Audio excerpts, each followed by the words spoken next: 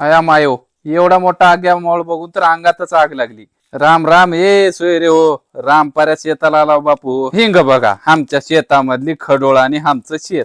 झाडाला बघल्या की कसा आहे दणका.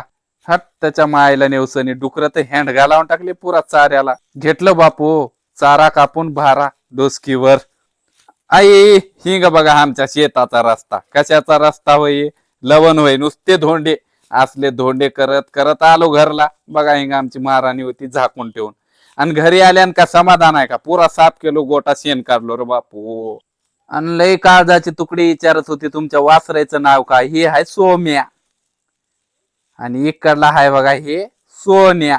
कसा सध्या आमच्या गोरेला पेटीनं चालू आहे. कसं चालतात बघा.